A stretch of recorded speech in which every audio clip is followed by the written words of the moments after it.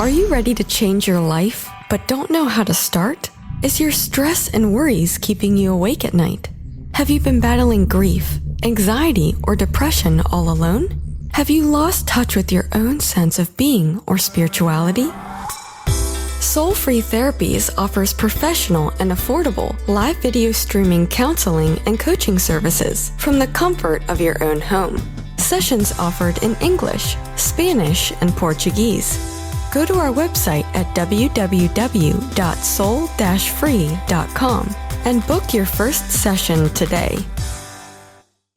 The Opperman Report is brought to you by Aquadam.net. You can give them a call at 707-764-2119. A flooded home is never easy to deal with. You're left with the mess to clean up, the insurance companies to deal with, and not to mention all the memories, the precious memories that are lost in the flood. You can never replace those. And Aquadam can be a tool in your arsenal to protect your home and property from the floodwaters. The cofferdam is filled with water to control water and is reusable as long as it's taken care of. It can protect your home or business from rising floodwaters like a dam, but without the beavers. It can also be used in construction. If you need an area to be dewatered, an Aquadam can do the job. An Aquadam was used at SeaWorld in Orlando for the Mako roller coaster ride during the coaster's construction by dewatering the work area. An Aquadam is now dewatering the work area at San Antonio SeaWorld for their newest roller coaster ride. An Aquadam has been used in many construction projects all around the U.S. and all around the world. Now give Aquadam a call, 707-764-2119. You can look them up online at aquadam.net. You can find them on Facebook at Aquadam Inc. You call them up, you email them, you tell them Ed Opperman sent you, and they're going to take 10% off the price. Aquadam.net, 707-764-2119. PureSoapFlakes.com, 218-568-2525. Have you ever heard of Castile Soap? Pure Soap Flake Company handcrafts fine soap bars, laundry powder, and concentrated soap flakes using organic vegetable oils from their northern Minnesota facility. Bathe your body and wash your clothes with Pure Soap products that are free of fragrance, GMOs, palm oil, sodium lauryl sulfate, and synthetic additives. Keep it clean, folks. Pure Soap Flake Company products are kind to living creatures and sensitive skin, safe for drains and waterways, and work great in high-efficiency washers and top and front-loading machines. They have a little promotion going on. Contact them to order some soap. Mention the Opperman Report. You're going to get a free gift. They're going to send a little extra soap, travel size, soap bars and laundry soap, cleaning soap flakes. I've been using that stuff all day long today. Great stuff. Order today at puresoapflakes.com or give them a call, 218-568-2525, 218-568-2525. Pure Soap Flake Company is a proud member of the Handcrafted Soap and Cosmetic Guild. If you find yourself in need of legal representation, it can be a very stressful time in your life. In my career, I have dealt with thousands of lawyers, I've dealt with thousands of law firms, and I can confidently recommend to you Keith M. Davidson at kmdlaw.com. Available 24 hours, 7 days a week. Just log into kmdlaw.com. That's kmdlaw.com. Or you can call toll-free 833-4KMD-LAW. That's 833-4KMD-LAW. Personal injury, wrongful death, STDs, sexual assault, car accidents. They handle it all efficiently and professionally. It doesn't matter how imposing the opposition may be, because the team at kmdlaw.com are battle-tested and fierce. They will not stop until justice prevails. Go to kmdlaw.com or call toll-free 833-4KMD-LAW. If you're in for the fight of your life, stop screwing around and contact KMD Law. It's the Opperman Report. Join digital forensic investigator and PI Ed Opperman for an in-depth discussion of conspiracy theories, strategy of New World Order resistance, high-profile court cases in the news, and interviews with expert guests and authors on these topics and more. It's the Opperman Report. And now, here is investigator Ed Opperman. Okay, welcome to the Opperman Report. I'm your host, private investigator Ed Opperman, and this show is brought to you by emailrevealer.com. You can go to emailrevealer.com, get an autographed copy of my book, How to Become a Successful Private Investigator. Also, our newest sponsor is pscoco.com. Phoebe Sod of pscocoa.com is an independent curator with the Cocoa Exchange. It's a registered trademark of Mars Incorporated. The Cocoa Exchange is formerly known as Dove Chocolate Discoveries. Everybody remembers Dove chocolate, some of the best chocolate out there. They're the makers of the finest silky smooth chocolate because the products start with the finest cocoa beans, which are tested for quality and flavor by expert Mars technicians. The Cocoa Exchange offers not just premium chocolates, but everything from sauces, spices, to brownie and cake mixes, and even coffee and martini mixes. Now, if you wish to treat yourself or someone you love to a sweet and tasty gift, then the Cocoa Exchange is the brand for you. That's Phoebe Saad's cocoa site, pscocoa.com. That's pscocoa.com. You can place an order right now. You can have it in your mailbox by Monday morning. Also, too, if you want to get into the cocoa business, go to pscocoa.com and you can become a chocolatier, just like Phoebe Saad. And if you bring a friend, you can be 3 chocolatiers at the Cocoa Exchange. Okay, let's see here. Oh, boy. Okay. I knew about this case a while back. It's the Mitrice Richardson, this young woman in Malibu, and I heard her on the news about 5-7 years ago. She was in some restaurant. She couldn't pay the bill. Next thing you know, the cops come. She's thrown in jail. They kick her out of jail in the middle of the night. She's wandering around the hills of Malibu Canyon. If you've ever been up there in the middle of the night, it's not a fun place to be. They have bobcats and all kinds of mountain lions up there as well. And missing for a period of time. And then I kind of lost track of the case. I didn't really... They discovered the remains of her body. But the whole... From beginning to end... There is nothing but mystery, and something's fishy here from start to finish in this case. There's a new documentary that came out called Lost Compassion. And one of the participants in this is Dr. Ronda L. Hampton, who is our guest today. Now, you can find Dr. Ronda L. Hampton at her website, reachformentalhealth.com. And also, too, if you want to check out a couple of websites on this case to get familiar with it, on Facebook, there's a Lost Compassion Facebook page and also Find Mitrice Richardson Facebook page. Dr. Hampton, are you there? Yes, I am. I can't thank you enough for coming on the show. Tell us about yourself. Who is Dr. Hampton, Ronda L. Hampton? Well, okay. Actually, I'm a clinical psychologist here in Southern California, and actually, born and raised in Southern California. Went to school locally, graduated from Cal State Fullerton with my bachelor's degree in psychology. I went on to the University of Laverne, where I got my master's degree in counseling psychology, and I got my doctorate degree in clinical psychology at the California School of Professional Psychology. And in school, I had a special interest in working with those with chronic mental illness, so that would be severe depression, schizophrenia, more chronic conditions. So, I set about to start a career in working with those folks with more chronic mental illnesses. I have a private practice that was, just kind of starting out, but doing okay. I am married, and at the time that Mitrice went missing, I had a 6-year-old daughter, and my plan was that I was hiring, at that time I was hiring a few psychologists to come on board so that I could kind of step down a little bit and spend my daughter's school year kind of hanging out with her. And I'm a Girl Scout leader, so I'm big into Girl Scouting and that kind of thing. So, but about the first day that my daughter started first grade, my office manager called me and said, there's this young woman and she wants to do an internship, and there were some problems with her previous internship, so that could she come to the office? And I had no interest in overseeing an intern because I was trying to downsize things a little bit for myself personally and spend more time with my husband and my daughter. But my office manager has a soft spot in her heart, so I said, okay, well, let her come in, but I'm just going to give her the basics, and that's it.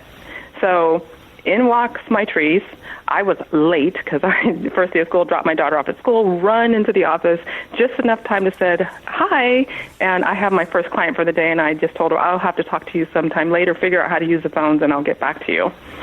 So a couple of hours later, I actually meet her, and she was the most just adorable intern that I've ever worked with. So very, very personable, very much a self-starter, because I didn't have to give her any instructions on how to do anything.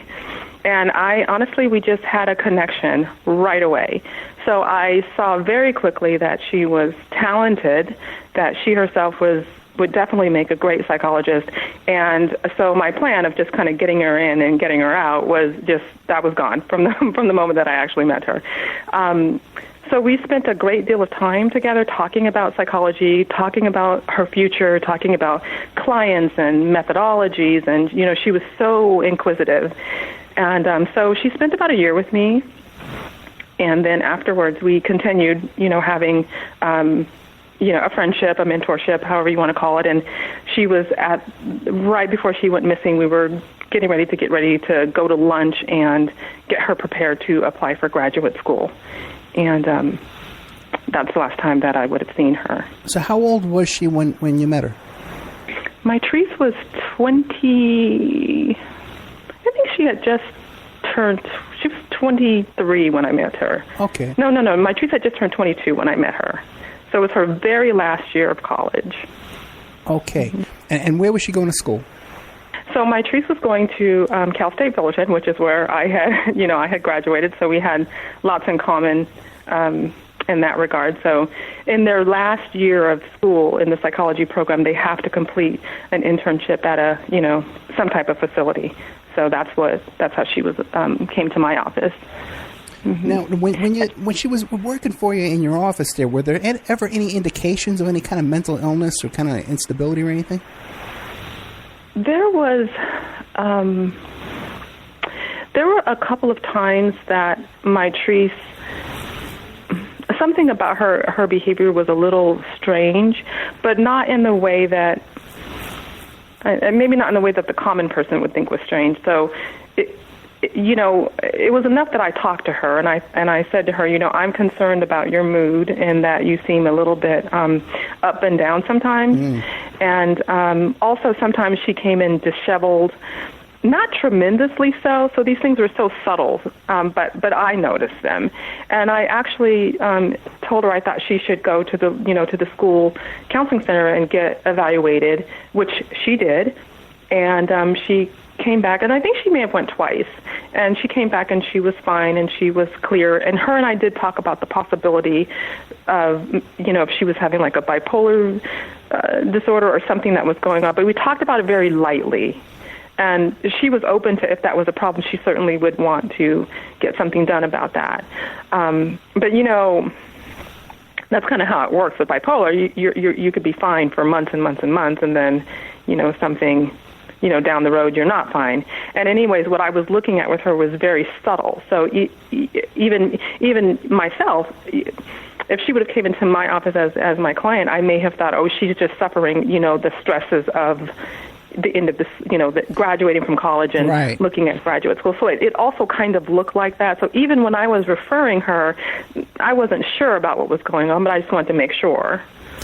And it is kind of common. There's something about your last year of college, or the kids who go away to college, that they can have that big breakdown at that period of time in their life. Am I right about that? So what happens is that for young men, we'll say somewhere in the late teens, so somewhere between 17 and 19, if there is going to be a serious mental illness, about 17 and 19 is when you see it in young men. For women, somewhere around 22 to 24, which is when you might see that kind of behavior if there's going to be a serious condition. So we kind of loosely say with young men it's when they start college, and with young women it's towards the end of college that you might start seeing those symptoms. And again, they're very subtle, so it's not like anybody would have necessarily noticed it until the person has their first major right. break. Because we all have those friends, creative people, really, they fill the room with excitement, and they have their ups and downs, Right, right. We all do that. Well, I don't know, all of us, maybe me more than once. Okay, now what about any kind of drugs or alcohol, any kind of...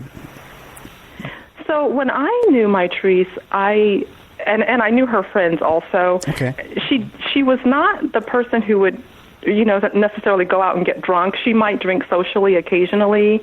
I had not known her to use marijuana, and in fact, when I met her, we had lots of discussions about that. But towards sometime after she graduated, I know that she had some experimentation with marijuana. And what about drinking, though? Because they did find she wasn't a big drinker in any case. Okay. Now, she was a lesbian. Yes. Oh, and a lesbian or bisexual? As far as she ever told me she was a lesbian, I think in her younger days she had some boyfriends, but, as she got older, her interest was in women. Okay, and there was something about her working as a go-go dancer. Do you think that was beneficial or harmful to her? Mitrice was a dancer, just, on the high school dance team and all that. And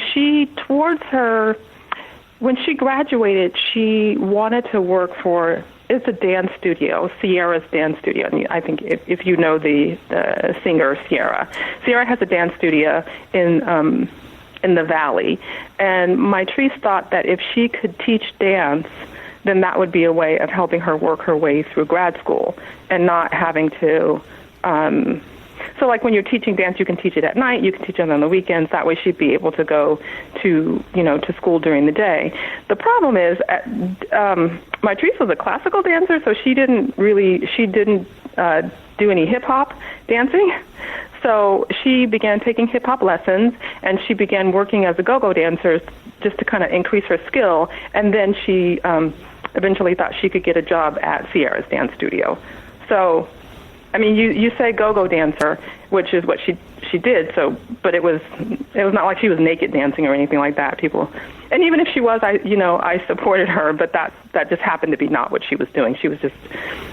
Yes, for people who aren't too familiar, they have at nightclubs, regular nightclubs, they put these girls in cages and stuff, on stands and platforms, and they dance up there to get the crowd going, and it's called go-go dancing. That's exactly what it was. Yeah, not like back in the 60s when I was growing up, when they go-go dancers were topless bars, but right. Go-go girls. Well, fascinating. And I don't think it was harmful for her. I mean, I think that it was a way that she was going to be able to break into being a hip-hop dance instructor. And shortly after she started doing that, she actually, because in order for her to teach, she had to win this dance competition in hip-hop, which she wasn't, that good at. But when she took the classes and when she started doing the go-go dances, she actually did enter one of those hip-hop contests, and she won. And then that was going to be the way that she was going to break into Sierra's dance studio, which I've spoken to them. She did have an interview with them, and she was having a second interview with them when she went missing. So I do think it's something that would have worked out well for her. Now, you've been doing a lot of this investigation yourself. When you go around and speak to people, do you record these interviews? Do you take a statement, an affidavit? Do you have them sign something? No, I wouldn't say that. A lot of information that I have gotten about Mitrice's case have come from officers, honestly, from the Los Angeles Sheriff's Department. Right. And so in order for them to speak to me, it needs to be anonymous, and it's not recorded, and I just do the best I can to remember what I can. And, when I get home, I write down as much as I can remember. But, obviously there's a need to protect the identity of the people who are giving me information that has been very helpful. I got you. Okay, now in September 2009, we first hear about this story where she appears at this restaurant named Joffrey's, it's pronounced? Joffrey's, yes. Okay, now that's where we first hear about this story. She appears at Joffrey's. But what do we know about her? What was she doing before that day? What was the rest of the majority of that day? Where was she? What was she doing? Do we know? Yeah, so, and I'm not... Because I've spoken to different people, I'm not sure about the sequence, the timing of how things happened, but I do know from people what has happened. Okay. So there was a point where she went to her job where she worked as an administrative assistant at a freight company. So she went to her job, and her boss describes her as not being efficient, not doing her job, not being focused. Anybody who knows Mitrice knows that something's wrong, because when Mitrice, she arrives to work on time, she sits down, she does her job, and she's very efficient about it. So when at her job, her boss noticed that she was not getting anything done. Her mood seemed a bit elevated. He was very, very concerned about her. At some point, she left her job and she went to go to some friend's house, and she began watching some type of soap opera, and she was talking about, that the soap opera was calling her to the ocean and all these kind of odd statements to her friends.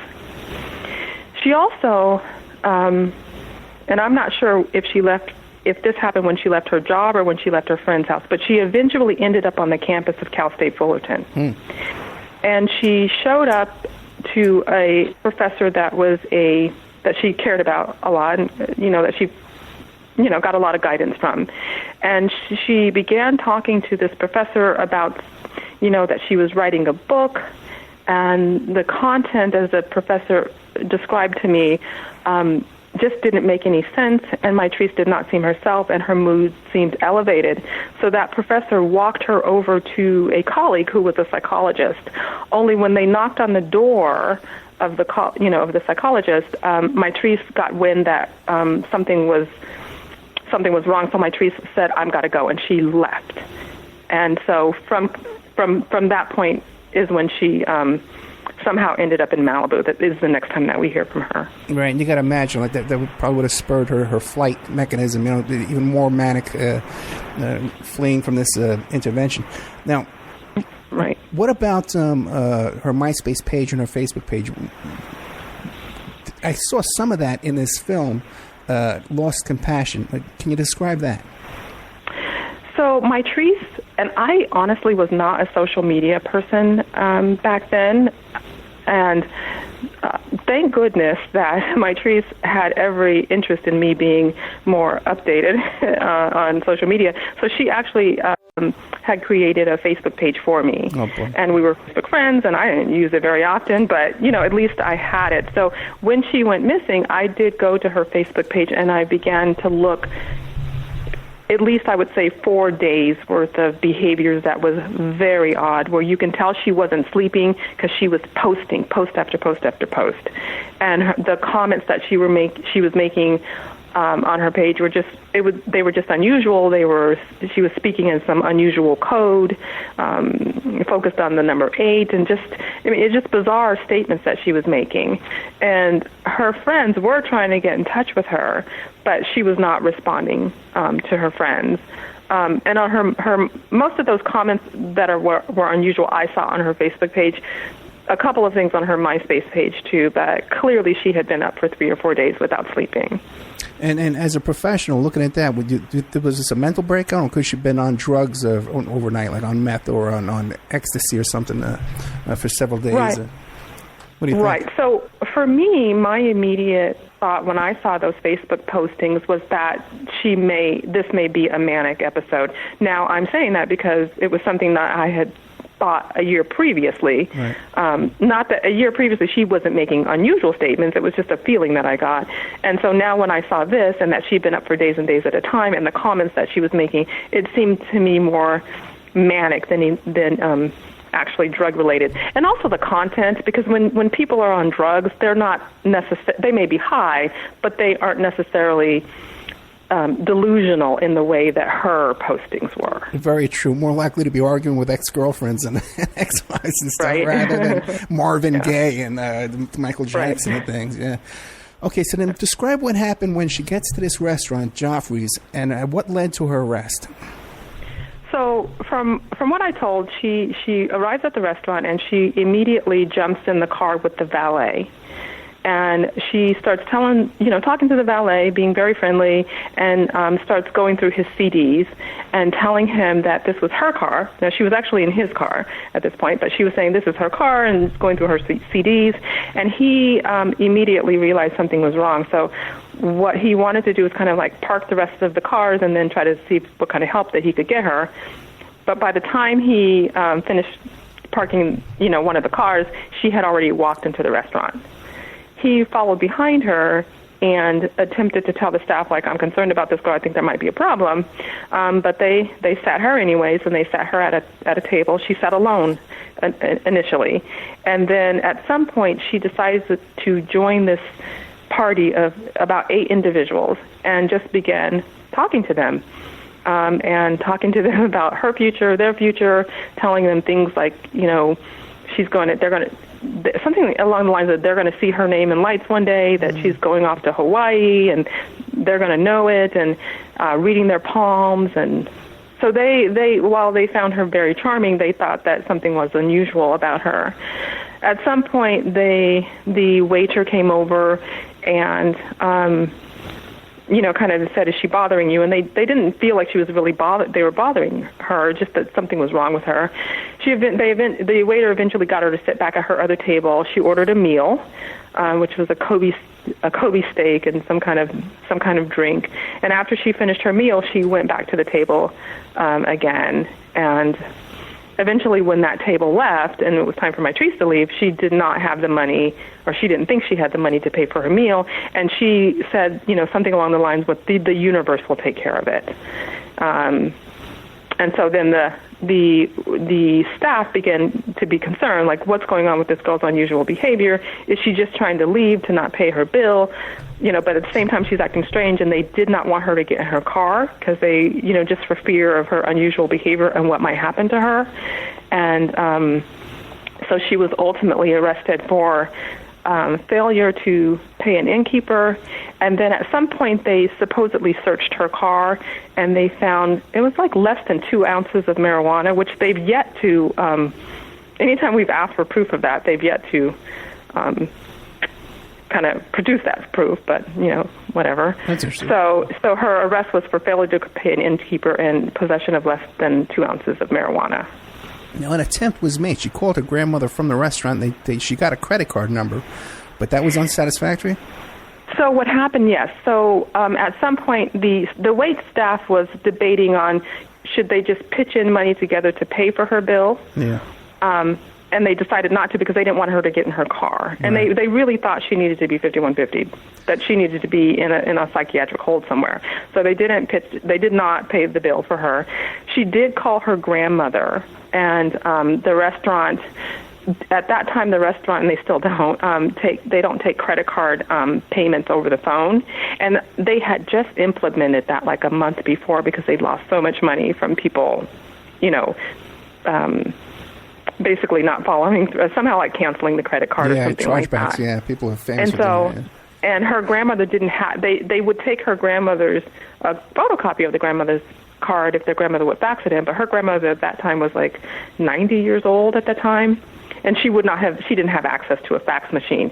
And also, Mitrice did not, when Grandma was talking to her, Mitrice didn't think, she thought, everything's fine, Grandma, everything's going to be fine. Like, she had no real awareness of the severity of the situation that she was in. And also, and I myself, in speaking to the valet, what he says to me was that Mitrice clearly did not understand what was going on, but that the police did. So what he tells me is that one of the comments that one of the arresting officers made to him was that, you know what, I know what's wrong with her. She's a ding. So, and a ding, LASD will use that term ding to refer to someone who has a mental health issue. And that's Los Angeles Sheriff's Department. Yes. Now, did she actually have cash or a credit card in her wallet in the car? So and I'm unclear about that. She did have money in the bank. So the question, I'm not unclear of if she had her, and when I say unclear, it's because I've heard that in her wallet was her debit card and, her credit cards. But since I didn't physically see them, I can only say that this is what I heard, that she did have, she did have the means to pay it. She just didn't realize it. But I do know that she had money in the bank. Well, the car wound up at a tow yard, and someone ultimately retrieved that card, a family member. They could have, at that point, they could have went through her purse. Did the police go to the tow yard and remove her purse before the car was returned to the parents? It's possible that the parents actually have that, okay. And I've never physically seen it myself, is what I'm saying. Okay, maybe. So what happens when the police arrest her, they go through all of her belongings, they go through all of her belongings, and they do have her place her phone and her purse and whatever, all of her, according to them, they had her place it all in the trunk of her car, and then they had her car towed. Now, their story is that she requested to have her car towed. I don't think she would have been in the position to request that. And the valet, who says he was with her the entire time, never heard her say that. And the valet also told me that they typically don't tow cars for people who are drunk. He said people get drunk at that restaurant and have to leave their car all the time. They don't tow their car. They leave it there, and people come and get it in the morning. So they had no idea why her car was towed in the first place. Yeah, that would not be normal. I never heard of anybody asking to have their car towed by the police, and daily fees and stuff, especially you don't know where you're going. That's crazy. Now, but they did find some alcohol in her car, vodka, tequila, and a half a case of beer. Now, does this mean a half a case of beer that the other half was drunk? Someone drank the other half, or it was just like a half case, like a container of a half case? I'm not. I believe it was like, like not drunk, like they were not open. Gotcha. But just out of it. So from what I was told by her friend is that the previous, it was either the previous weekend or 2 weekends previous, they had gone to Las Vegas to celebrate a friend's birthday. And so, and they, got a hotel room and, got the booze. And that was the booze that was left over from the party, and it was just still in her car. And were those containers open? From what I have never seen them, so from what I've heard, they were not open. Because they had lots of whatever at the party. They had lots of booze at the party. So leftover. When they left the hotel, they just put the rest in her car, and then they would come home. So I don't know if they were open or not. I think the police say that they were open. Okay, that's interesting. Now, and Joffrey's did not want to press charges. They insisted to press charges because they thought that this would get her medical attention. Yeah, so what I'm told, and I've spoken to the owner at Joffrey's restaurant, Jeff Peterson, about why the decision was made to do what's called a citizen's arrest. So what happened was they were asking the officers if they were going to take her to the hospital, and it became clear that they were not going to take her to the hospital. And so they said, that they were just going to let her go. So the restaurant, so they told the restaurant that the only way that we're going to take her in is if you do a citizen's arrest. So he did that with the assumption that they were going to take her to the hospital. Now, that's the story that I hear from the owner of the restaurant. However, I'm in possession of an email from the arresting officer. Okay. And this officer is to his higher up. And when the arresting officer, Armando Luero, when he's asked about why he arrested her, he said that he did so for her own safety, that she was acting, quote unquote, ditzy, and that he was concerned for her, and that's why he arrested her. So in that email, when he's asked about the arrest, never does he mention marijuana, never does he mention failure to pay an innkeeper. He only mentions that he was concerned about her safety. And what were the actual charges that she was charged with? The actual charges were failure to pay an innkeeper. Okay. And possession of marijuana. Under 2 ounces, but no weight, and there's no evidence bag of where this marijuana is that we can look at. No. This is amazing. Yeah. Why don't you describe? And then it's called the Lost Hills or the Lost Falls or something. I lost something about this. This sheriff's department station, right? Yeah. So the Lost Hills station would be in an area that is, at that time, anyways.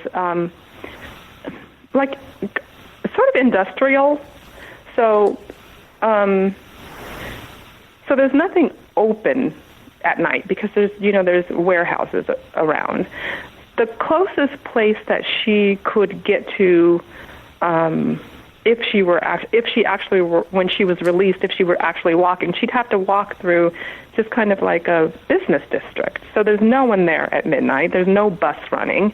So maybe about 1.5 miles, 2 miles down, there is a grocery store, there is a Jack in the Box, and a McDonald's. At that time, all of which closed by 10 or 11 o'clock at night. So those, even though those were there, they were not open. And so because this is an area that people don't travel through, in the evening, there was no reason for those places to be open, and they weren't. Fascinating story. There's way more than we're going to be able to cover here, but there's way more that meets the eye with this case. We'll be right back after these messages. And now a word from our sponsors. If you find yourself in need of legal representation, it can be a very stressful time in your life. In my career, I have dealt with thousands of lawyers, I've dealt with thousands of law firms, and I can confidently recommend to you Keith M. Davidson at kmdlaw.com. Available 24 hours, 7 days a week. Just log into kmdlaw.com. That's kmdlaw.com. Or you can call toll-free 833-4KMD-LAW. That's 833-4KMD-LAW.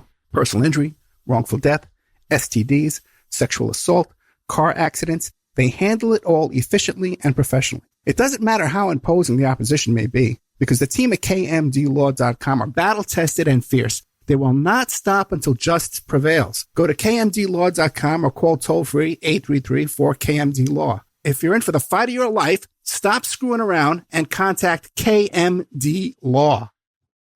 Are you ready to change your life, but don't know how to start? Is your stress and worries keeping you awake at night? Have you been battling grief, anxiety, or depression all alone? Have you lost touch with your own sense of being or spirituality? Soul Free Therapies offers professional and affordable live video streaming counseling and coaching services from the comfort of your own home. Sessions offered in English, Spanish, and Portuguese.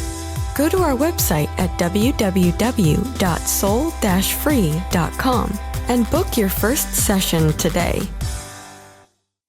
The Opperman Report is brought to you by Aquadam.net. You can give them a call at 707-764-2119. A flooded home is never easy to deal with. You're left with the mess to clean up, the insurance companies to deal with, and not to mention all the memories, the precious memories that are lost in the flood. You can never replace those. And Aquadam can be a tool in your arsenal to protect your home and property from the floodwaters.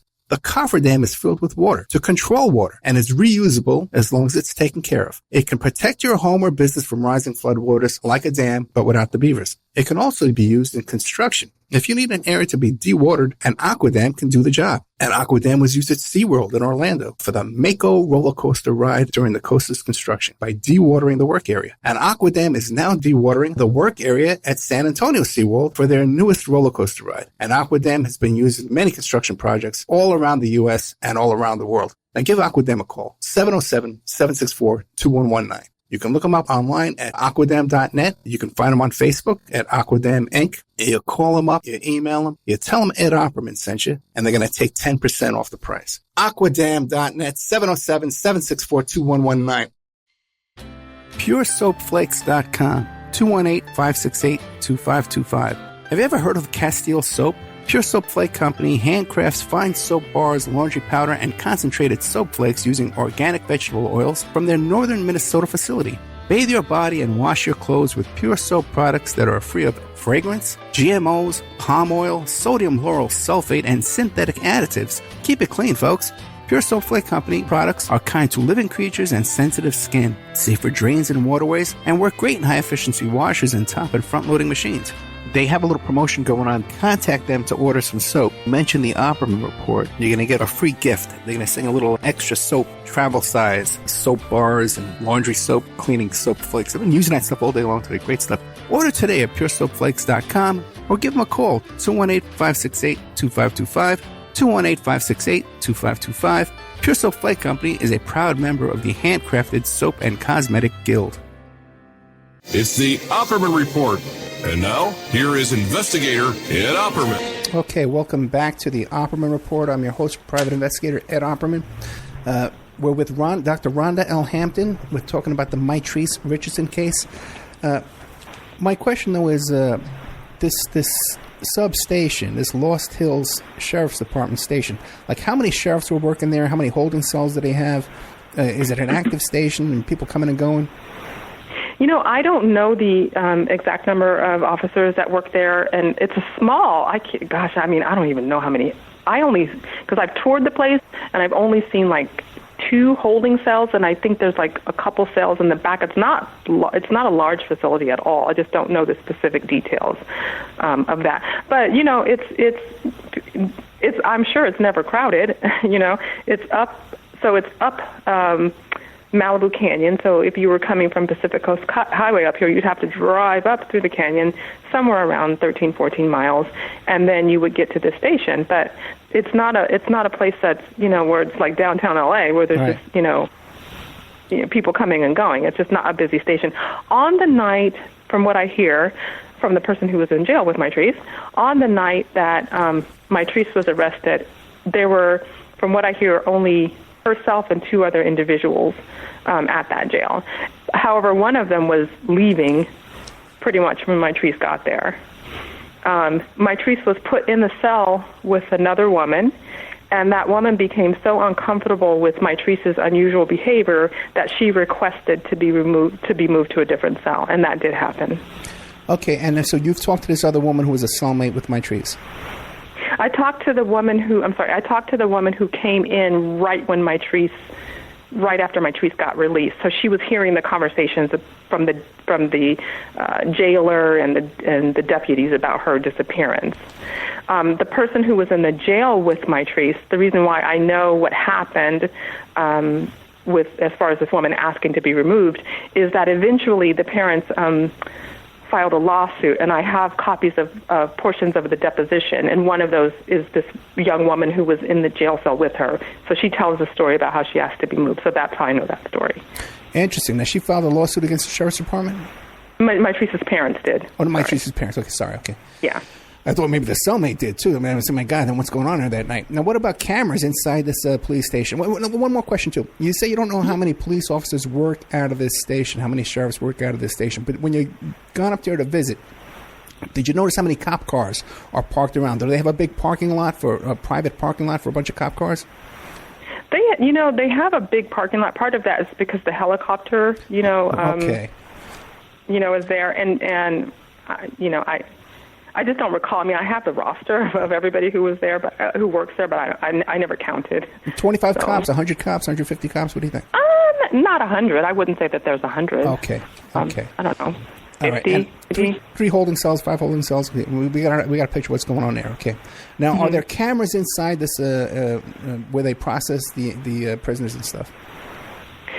So we know now that they were. At the time that we were requesting video, they had originally said that there were no cameras anywhere and that we couldn't, that they wouldn't be able to release any footage of Mitrice inside or outside of the jail because they did not have cameras.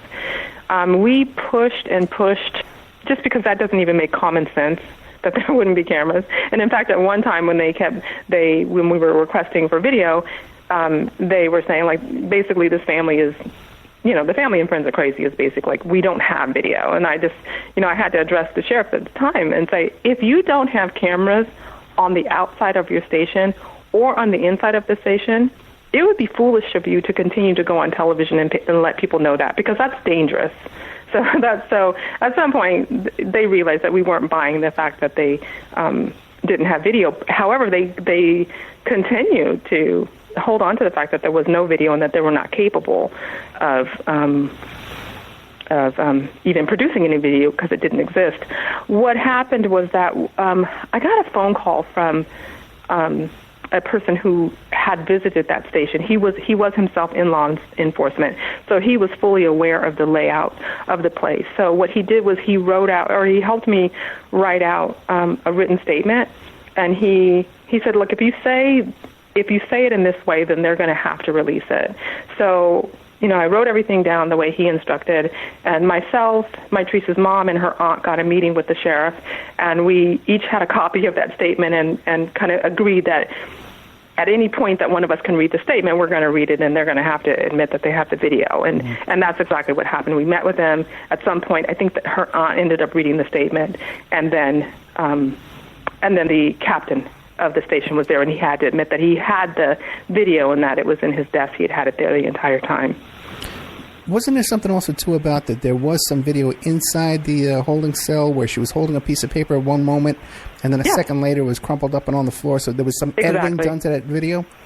When we eventually... So after they had to admit that they had the video, the next step was getting them to let us view the video. So it took even a couple of more months to even get them to allow us to see the video.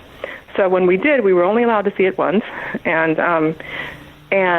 so you see her entering the jail with the arresting officer.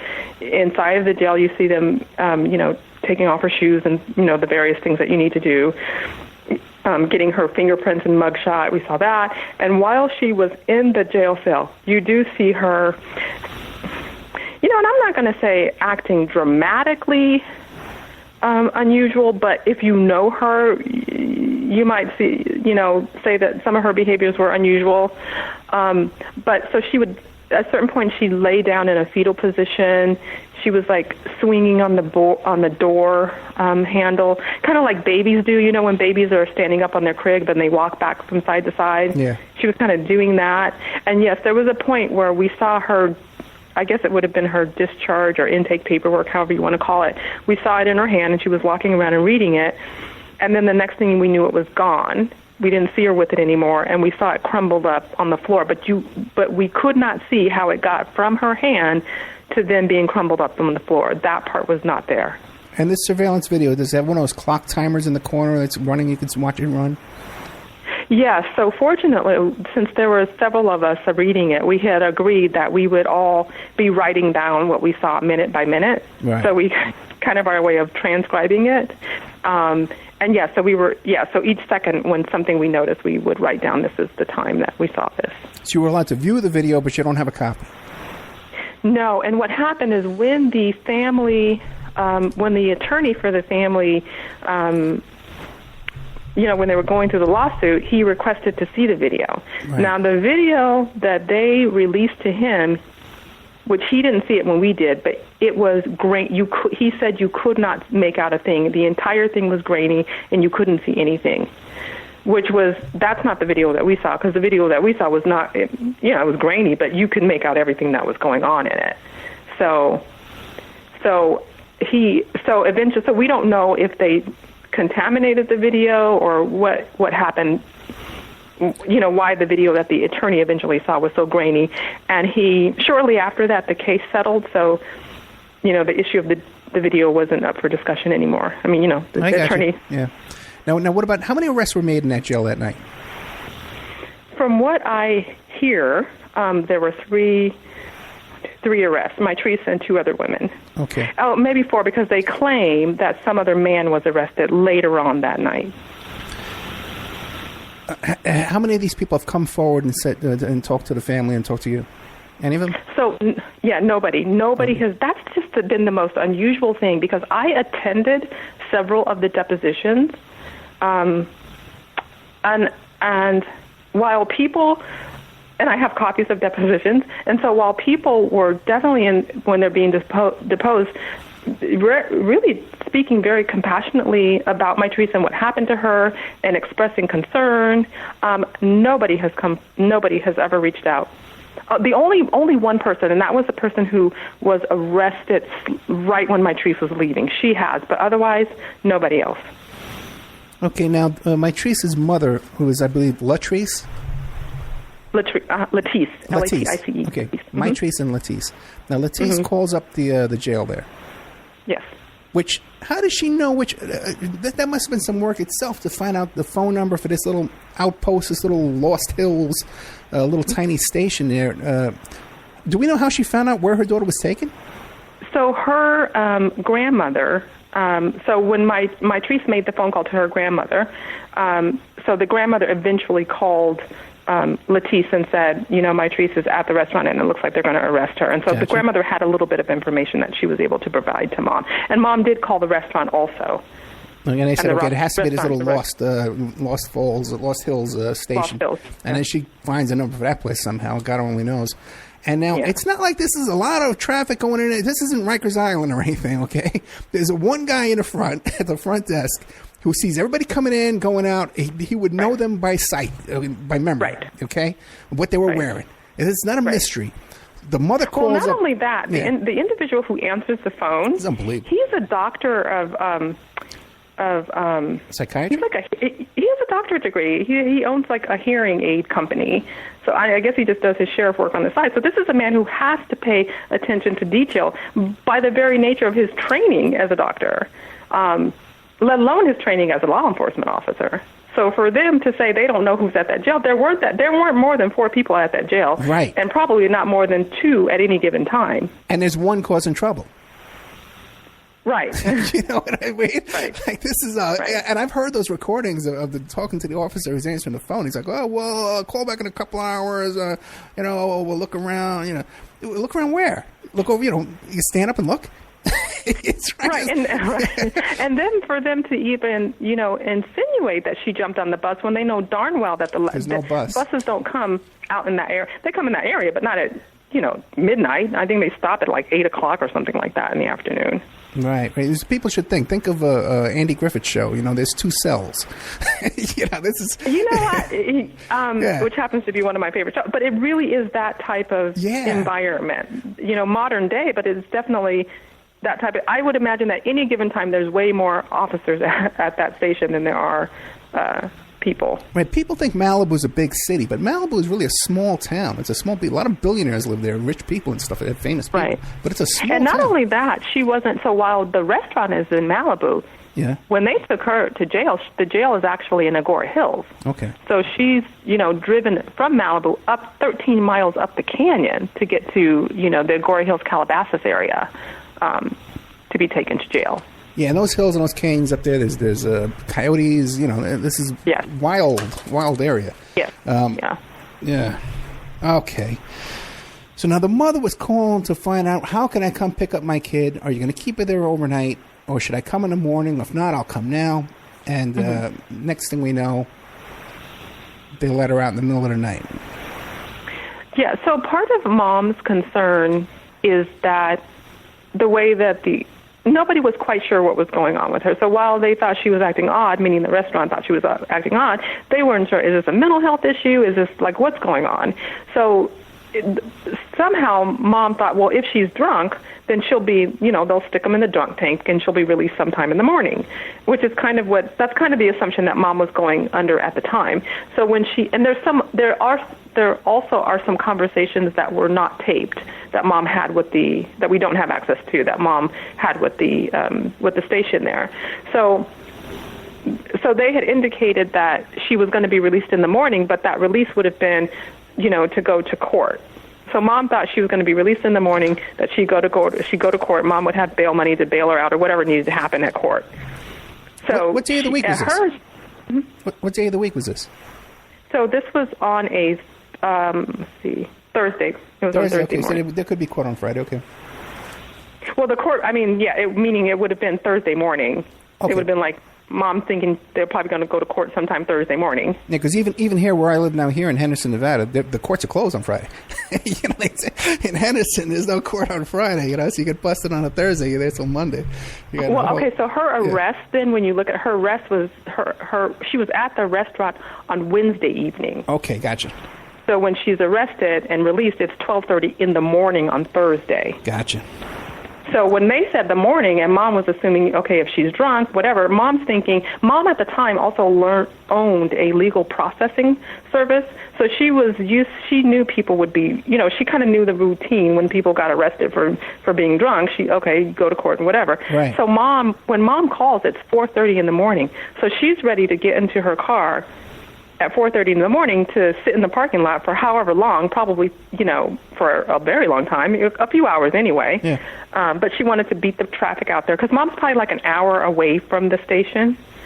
So even at 4:30 in the morning, she would have missed traffic, probably got there around 5:30, somewhere between 5:30, 6 o'clock in the morning, and then she would have just stayed posted in the station until, you know, whatever operating hours were, which would be like, you know, 8 o'clock or so. That was what her assumption. But instead, they let her out at 12:30 at night. Yes. And now, Mel Gibson was arrested, too, for drunk driving. He was taken to this exact same jail. And yes, when they let him out at night, they drove him home. They drove him home, yes. Right. Yeah. But they didn't drive Mitrice. They didn't drive her anywhere. Not only did they not drive her anywhere, there are points where they say while she was in jail, she was talking to friends, and the initial statement from the jailer, Sharon Cummins, was that she was talking with her friends and that she was going to go hang out with her friends, you know, sometime after she was released. Subsequently, we learned that the telephone number one, Mitrice, since she didn't have a credit card, she couldn't make a phone from the jail, inside the jail cell, not to mention the fact that it was broken in the first place. Dr. Hampton, I can't thank you enough. Okay, and we can find Dr. Ronda Hampton at reachformentalhealth.com. And now a word from our sponsors, emailrevealer.com. People ask me all the time, hey, Ed, are you still a private investigator? I sure am. Go to emailrevealer.com. We handle adoption investigations, infidelity investigations, where you give us your spouse's email address. We trace it back to online dating websites, catch them cheating online. Email tracing, locate or identify somebody from as little as an anonymous email address. Someone owe you money? Back child support? We can find that deadbeat, locate his hidden assets, locate his hidden bank accounts, find his current place of employment, and even assist you in obtaining a judgment and recover that judgment for you. Emailrevealer.com, digital forensics, computer forensics, cell phone forensics, recover deleted text messages, create a report that you can use in court. Emailrevealer.com, 800-572-9762.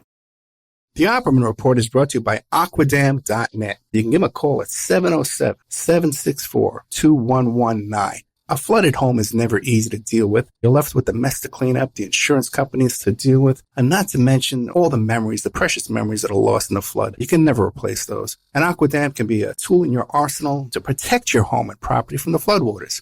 The cofferdam is filled with water to control water and is reusable as long as it's taken care of. It can protect your home or business from rising floodwaters like a dam, but without the beavers. It can also be used in construction. If you need an area to be dewatered, an Aquadam can do the job. An Aquadam was used at SeaWorld in Orlando for the Mako roller coaster ride during the coaster's construction by dewatering the work area. An Aquadam is now dewatering the work area at San Antonio SeaWorld for their newest roller coaster ride. An Aquadam has been used in many construction projects all around the U.S. and all around the world. Now give Aquadam a call, 707-764-2119. You can look them up online at aquadam.net. You can find them on Facebook at Aquadam Inc. You call them up, you email them, you tell them Ed Opperman sent you, and they're going to take 10% off the price. Aquadam.net, 707-764-2119.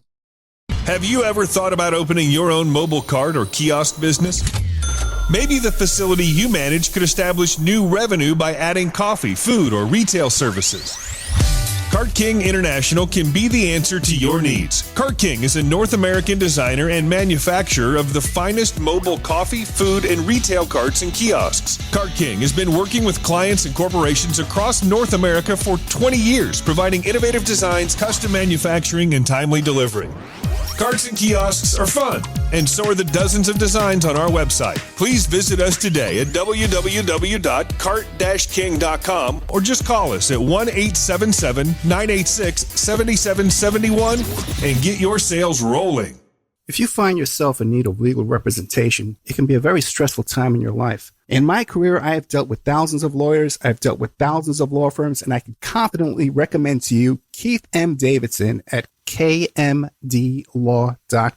Available 24 hours, 7 days a week. Just log into kmdlaw.com. That's kmdlaw.com. Or you can call toll-free 833-4KMD-LAW. That's 833-4KMD-LAW.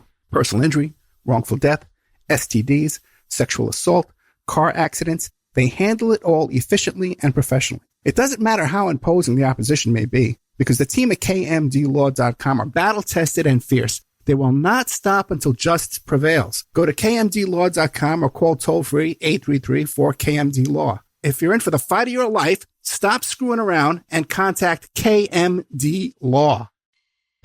PureSoapFlakes.com, 218-568-2525. Have you ever heard of Castile Soap? Pure Soap Flake Company handcrafts fine soap bars, laundry powder, and concentrated soap flakes using organic vegetable oils from their northern Minnesota facility. Bathe your body and wash your clothes with Pure Soap products that are free of fragrance, GMOs, palm oil, sodium lauryl sulfate, and synthetic additives. Keep it clean, folks. Pure Soap Flake Company products are kind to living creatures and sensitive skin, safe for drains and waterways, and work great in high-efficiency washers and top and front-loading machines. They have a little promotion going on. Contact them to order some soap. Mention the Opperman Report. You're going to get a free gift. They're going to send a little extra soap, travel size, soap bars and laundry soap, cleaning soap flakes. I've been using that stuff all day long today. Great stuff. Order today at puresoapflakes.com or give them a call, 218-568-2525. 218-568-2525. Pure Soap Flight Company is a proud member of the Handcrafted Soap and Cosmetic Guild. Are you ready to change your life, but don't know how to start? Is your stress and worries keeping you awake at night? Have you been battling grief, anxiety, or depression all alone? Have you lost touch with your own sense of being or spirituality? Soul Free Therapies offers professional and affordable live video streaming counseling and coaching services from the comfort of your own home. Sessions offered in English, Spanish, and Portuguese. Go to our website at www.soul-free.com and book your first session today.